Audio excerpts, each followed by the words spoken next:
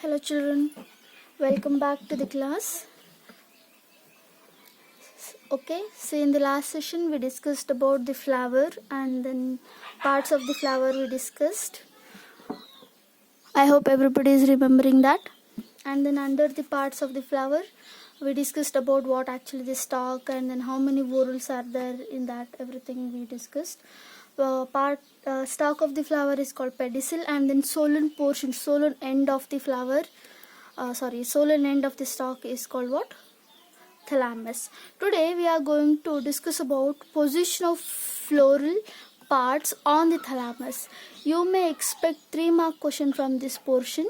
Okay, means what? On the thalamus means whatever the bulged portion is there, no, just I would like to show you what actually the thalamus.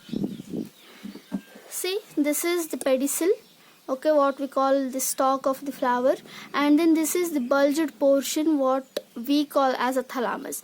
On this thalamus, whatever the whorls will be there. Now, how many whorls are there? I said 4 whorls, isn't it? Calyx, corolla, androecium, and then gynoecium. Those all 4 whorls will be arranged whorally in a rim manner or else in a circular manner on this thalamus. Okay, how it is actually arranged on that basis? On that basis, there are 3 types, children. For on this basis means position of floral parts on the thalamus, you may expect for 3 marks. What actually here, what we are going to learn about? Depending upon position of calyx, corolla, androecium in respect to what? Ovary. On what? Thalamus, the flower can be divided into 3 types of flower. I hope everybody is clearing. Means depending upon what? Depending upon the position of calyx, corolla, and androecium. With respect to whom, with whom we are comparing? With respect to gynoecium. Okay, with respect of what? Ovary or else gynoecium. On whom? On the thalamus. Means what? If I say my hand, means this portion is stalk and then this portion is the thalamus. On this thalamus, if all the floral whorls are arranged, means in these 4 floral whorls, we are just comparing calyx, corolla, and androecium to whom? To the ovary. How actually those positions are there? On that, based on that position, there are 3 kind of flowers. Those 3 kind of flowers are respectively, I can say, first one is hypogynous flower. In detail we are going to learn about these all things with examples also I am going to give you. And then perigynous flower, perigynous, and then third one is epigynous. Okay, epigynous. Hypo, peri, epigynous. Hypo in the sense highest, peri in the sense almost all equal, epi in the sense below. Okay, for something it can also be for some words in epi in the sense above also you can say, but here there are 3 kind of flowers you can say. Now we made 3 groups of the flowers based on what? Based on the position of calyx, corolla, androecium with respect to what? Ovary. In that first one, hypogynous, perigynous, and then epigynous. Okay, I hope everybody is clear about this. And then let us start with the first one, that is hypogynous. Hypogynous flower in the sense, here what happens, children, the word itself, it is indicating hypo in the sense what? Above, just now I said, isn't it? Here what happens, the flower where the calyx and then corolla in this flower, in such kind of the hypogynous flower, what happens, the ovary means the female reproductive part, which I can call it as ovary, will be occupies the highest position, okay, while other parts are situated below it. Means if I say this is the pedicel, okay, and this is what thalamus, okay, bulged portion or else swollen portion I can say. On this thalamus, this is pedicel. On this thalamus, what happens? Ovary will be having the highest position, okay. This is gynoecium, isn't it? Gynoecium, stigma, style, and ovary. Overall gynoecium, if you see, this will be having highest position. Under that there will be androecium, means it is also one of the whorl, and then next there will be petal, then next there will be calyx, okay. If you see the position, which is the highest one? This is first, this is second, this is third, and this is fourth. Are I right? Yes. If you see this picture, what you are able to see means, see, the highest position will be the gynoecium. That's what such kind of flower is called hypogynous flower, I can say. Here the ovary in such flower, what this ovary in such flower can said to be superior, because it is superior, it is above the level. That's what it is called, what? Superior. Example I can give you: mustard, china rose in the sense hibiscus, and then brinjal, and then petunia. Many of the examples are there, okay. Let me write the definition of the hypogynous flower. Hypogynous flowers means what? The flower in which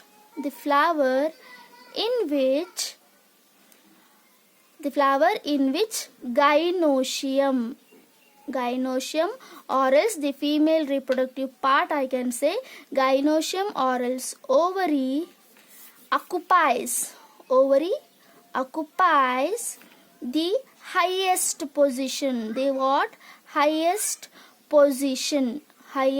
position, okay. While the other parts like androecium, corolla, and then calyx, the other parts are situated where? Are situated what? Below it. Situated below it are called what? Hypogynous flower, okay. Those are called what, children? Hypogynous flower. Example I can give you here. Many of the examples you can see. Mustard is there, and then hibiscus, just now I said, no, it is also called as china rose, and then the brinjal, and then petunia, okay. Today in today's class, I am just trying to understand you what actually the purpose I am going to tell you, so that I just came with the live flowers today, children, to understand you the concept, okay. I hope everybody is understood about the hypogynous. Hypogynous is nothing but, here what happens, if a flower's gynoecium is having the highest position and then other three whorls are below it, then it is called what?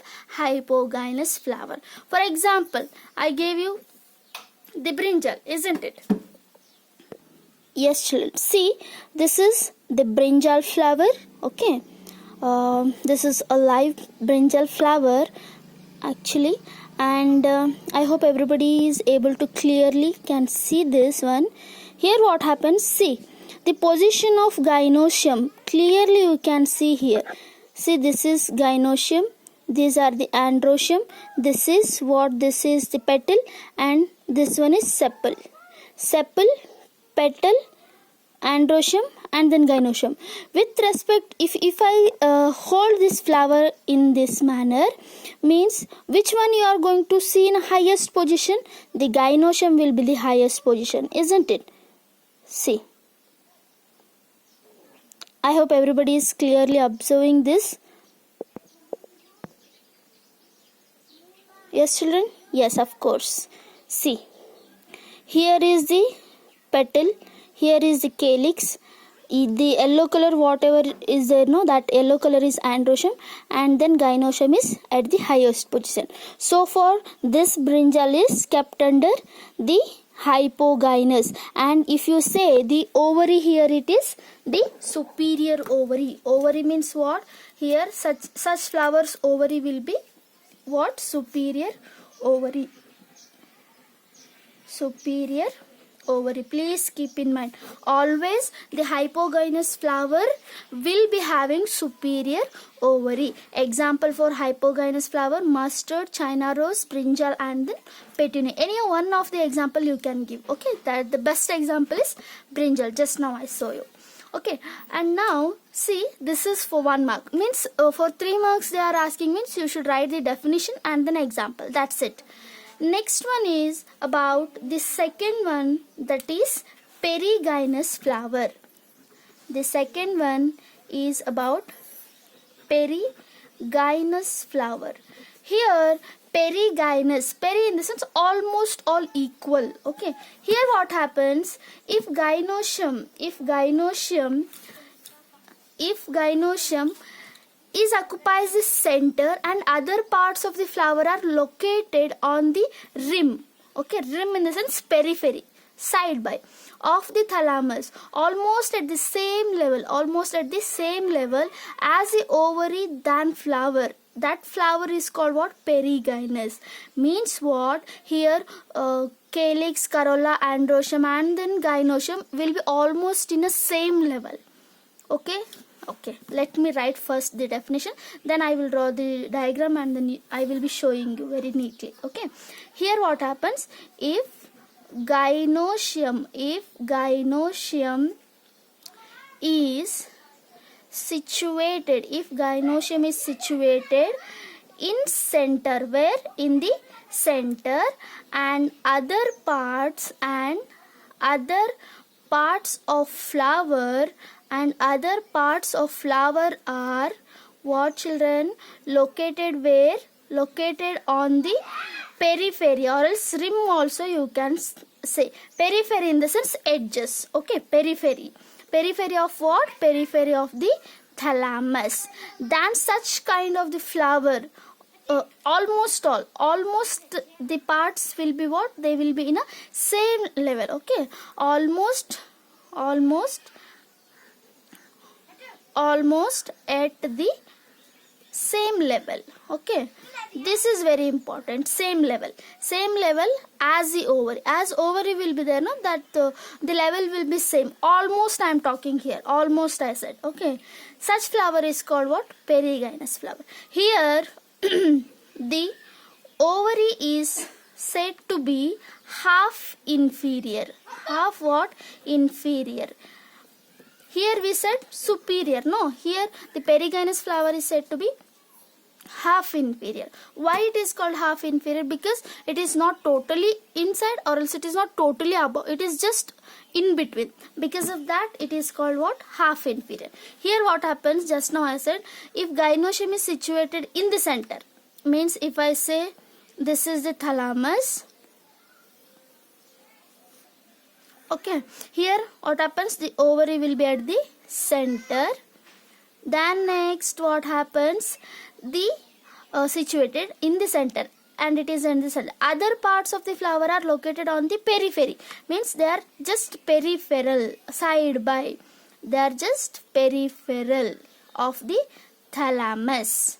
Almost at the what? Almost at the same position. Almost at the same position. See, this is androecium. First one, this is gynoecium, this is androecium. Now if I draw any petal will be also in a same position. And then about the corolla, calyx, corolla, androecium, and then gynoecium. If you see, they are almost all in the same level. Because of this condition, this type of flower is called what? Perigynous flower. I can give you many of the example for this. Example, best example, you people also know the rose. Okay, and then plum, and then peach. These are the much of the examples for perigynous. If you see the rose flower, what happens? You see, you hold the rose flower. Actually I have, but it is a bud, that's what I'm not showing you here. If you see children, what happens, these are the calyx, this is corolla, it is not bloomed, that's what I'm not showing you.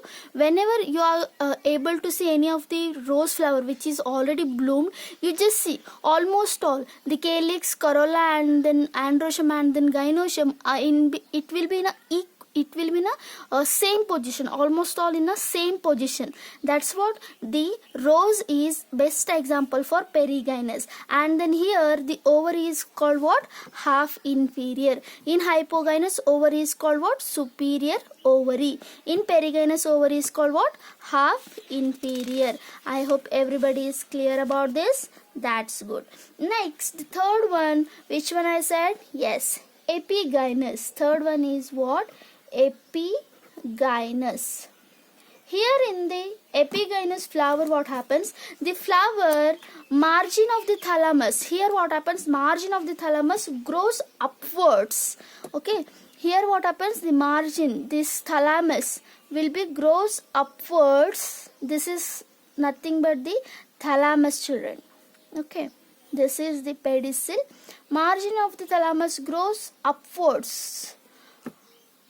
Okay, upwards, enclosing the ovary completely. Now here there will be ovary. This is what, this is the ovary, I can say. The ovary is completely covered by whom? The ovary is completely covered by thalamus. Okay, the ovary is completely this thalamus is grows upwards and enclosing ovary completely and gets fused, and they are going to fused here. Okay, other parts of flower arises above the ovary. Here they are arises, means I can draw like this. This is androecium, the male sex organ of the flower. Next, these are the petals. Next, this is about the calyx. Calyx, corolla, androecium, and then gynoecium. But see here, ovary position is very low, children. Okay, is that clear? Here what happens, the thalamus, if thalamus is like this, then it will be the flat. Okay, now here in such kind of flower, what happens, thalamus will grow upwards. Okay, upwards it will be grow, and then it is totally covers to the ovary. It is totally covers to the ovary, and on this rim what happens, androecium, petals, and then sepals will be arises. Such kind of flower is called what, epigynous. Such kind of flower is called what, epigynous. I will show you the clear picture about this. Here this will be the thalamus. Okay, when thalamus is grows above the ovary, then what happens, it will be just in the form of rim it will form. On this position there will be androecium, corolla, and then calyx will be arise. This is the best picture of the epigynous. Now let me write the definition. Okay, epigynous flower. Here what happens, the flower in which the margin of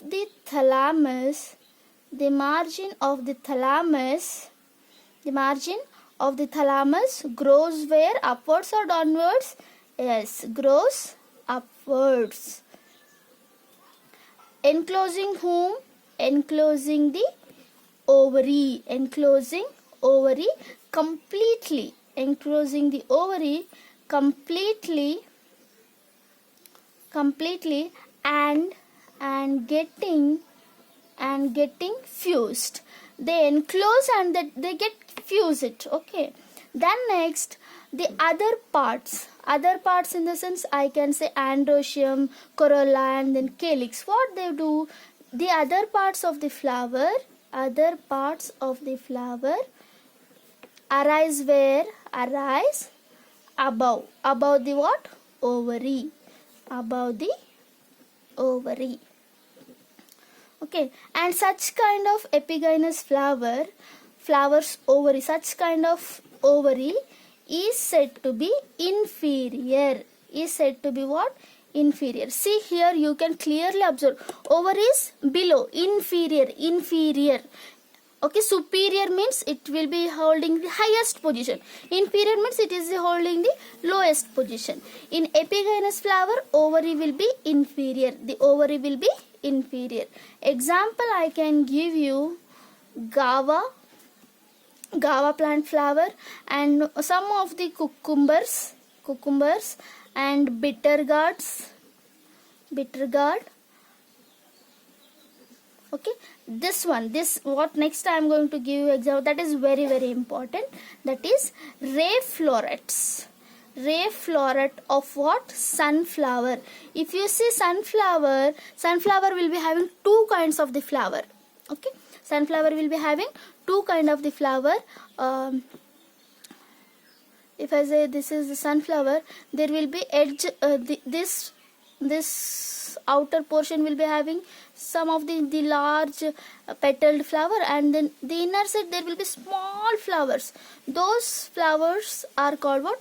Ray floret flowers of the what? Sunflower. Okay, this is the best example for epigynous flower, children. Actually I tried to get a guava flower, but it is not there. That's what I am not showing you.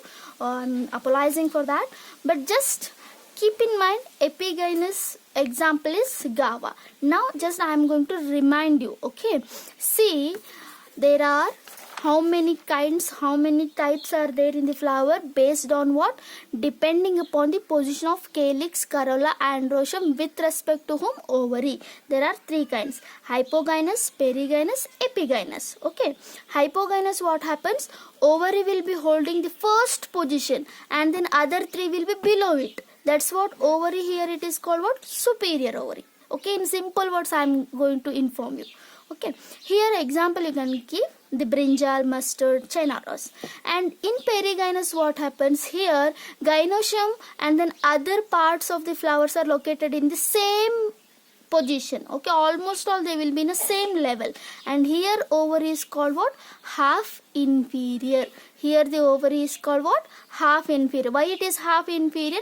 Because it is not totally inferior, it is not totally superior. It is not totally in the first position, it is not totally in the below position. That's what it is called, half inferior. Okay, best example you can go for the rose. And then when we talk about epigynous, here what happens? In such kind of the flower, the margin of the thalamus grows upwards, enclosing whom? Ovary completely, and then gets fused, and then other parts arises above the ovary. That's what, see, ovary if it is enclosing means ovary will become what? Ovary will become below this one. Ovary become below this. Thalamus is totally covered it. That's what this kind of ovary is called, inferior ovary. Okay, that kind of ovary is called what, children? Inferior ovary. This is all about the position of floral parts. The position of floral parts, where the position of floral parts on whom? On the thalamus. Okay. Now let us learn each and every part of the flower with respectively. Okay, in the last class I said you about how many whorls are there. Okay, how many whorls are there for the flower? Flower is nothing but modified shoot, I said. Whorls of flower, how many are there? 4 whorls are there.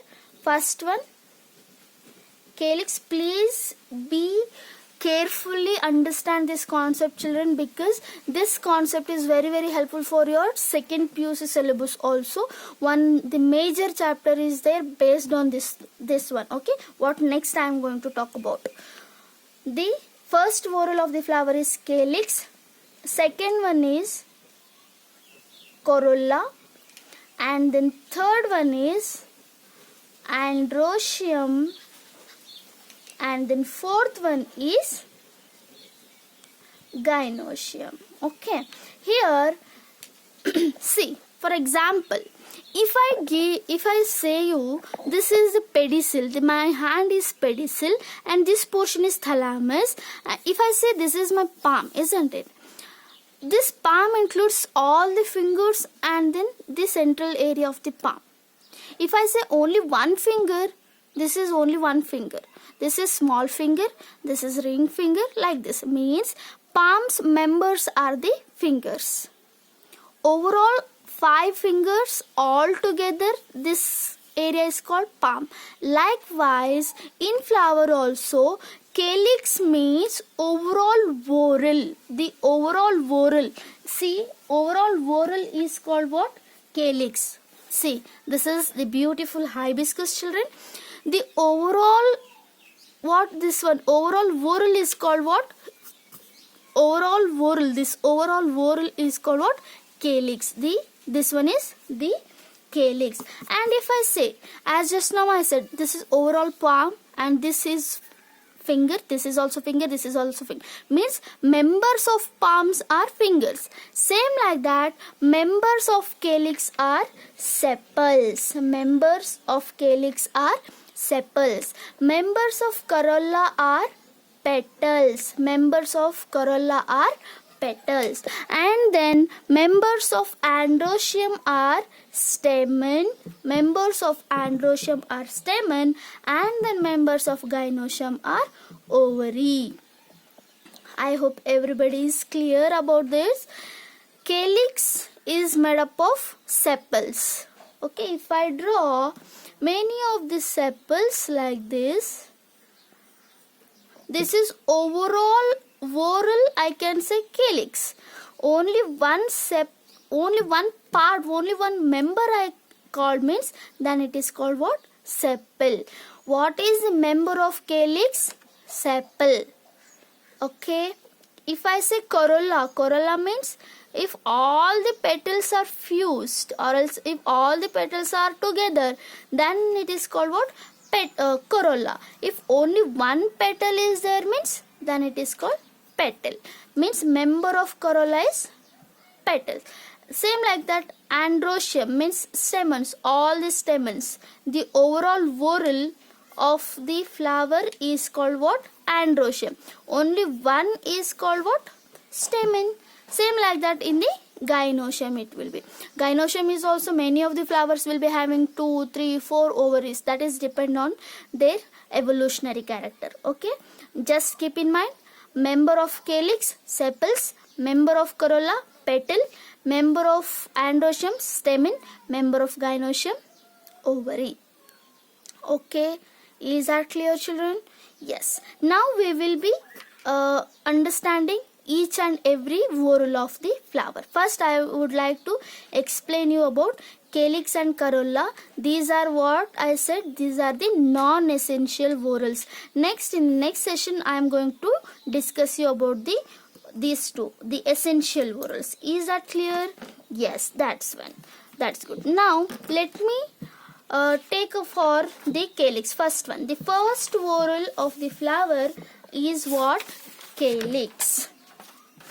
Now tell me, who is the member of the calyx, children? Yes, that's pretty good. First one, first whorl is what? First whorl is about calyx. And who is the member? Sepal. Okay, sepals. All two sepals together is called what? Calyx. Calyx is the name of the whorl. Now, calyx is the outermost whorl. Calyx is what? Outermost whorl of the flower. I can show you the beautiful flower of the rose. See, it is actually bud. Calyx, if you see, it is the outermost whorl. Okay, first when you will be holding any of the flower, the outermost whorl, outermost ring will be of whom? The calyx. Okay, and then the members of calyx are called what? Sepal. Only this one, this leafy like structure is there. This one only one. If I say, okay, now it is clear. This overall portion, this overall whorl, I can call it as calyx, and then only this one is called what? Sepal. Okay, that's good. What actually the calyx? Calyx is the outermost layer. It is what? Outermost whorl. not layer you should call it, you should call it as outermost whorl of whom? Flower. Outermost whorl of the flower who? The calyx. And then members are called members of calyx are called what? Just now I said sepals. Members of the calyx are called what? Sepals. Okay. The sepals are generally green in color. If you see any of the flower, generally they will be what? Green in color. Why they are? And then they are just leafy like structure. And what they for what purpose they are actually? They protect the bud. Okay. They protect the flower in the bud stage. This is bud. Okay, I think everybody is able to see clearly. At bud condition, the inner whorls are protected by whom? This greenish color whorl, which is called what? Calyx. And the smaller than this bud, that you can see very clearly there, all the whorls are protected by only part which is called what? Calyx. Usually which color it will be? Green. With proof I am telling. Okay, this is what? Green in color. Yes. Now here calyx may be gamosepalous. Calyx may be gamo in the sense, keep in mind, everywhere in the biology, wherever you go, gamo in the sense united. Okay. Gamosepalous means the sepals are what, children's? United. I will show you example also. See here, can you see the difference? Yes, of course you should be. See, in this what happens? The sepals are not free. All the sepals are fused together, isn't it? In the hibiscus, all the sepals are fused together, but whereas in the rose, the sepals are free. In the rose, the sepals are free. If the sepals are united, such condition is called what? Gamosepalous. Okay. If the sepals are free, then it is called what? Polysepalous. Then it is called what? Polysepalous. Now you should tell me. Rose is example for what? And then hibiscus is example for what? Please comment. Okay? Comment in my comment box. You can give for what? Example for gamosepalous and then example for polysepalous you should give, because both the examples are in front of you only. If you understand actually these words, you can tell me very easily. Gamo in the sense fused or else united, poly in the sense free. Okay, this is all about the calyx. Next is about the second whorl, that is what? The second whorl is who? The corolla.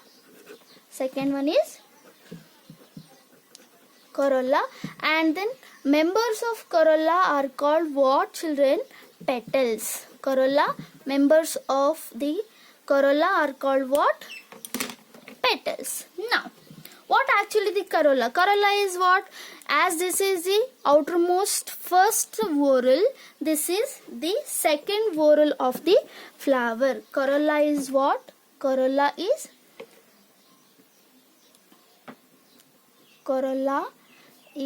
second whorl. First whorl is the calyx. Second whorl of the flower is what? Second whorl of the flower is corolla. Okay, and then members, individual leaf or individual segment of the corolla is said to be petals. Members of corolla are said to be, are called what? Petals. Okay, flower petals, usually you heard this word. Okay, the corolla or else petals are generally bright color. They will be many of the bright colors, brightly they are colored, children, because to attract the insects. Again, the having the bright colors of the petals is of very important for the one of the process called pollination for the flowers. Okay, you will be learning about pollination in your next, that is in second year. But just keep in mind here, the petals will be always bright in color, like rose will be having red, white, pink, and then hibiscus is also colorful. If you see any of the flower, it will be having the bright colored petals, children. Okay, and some of the flowers petal will be having what? Fragrance also. They have what? Fragrance in this beautiful smell. Okay, which makes flower more attractive.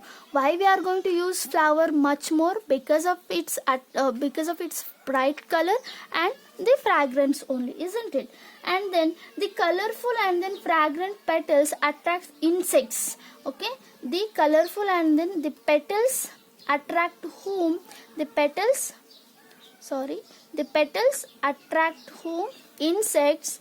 For what? Insects for pollination.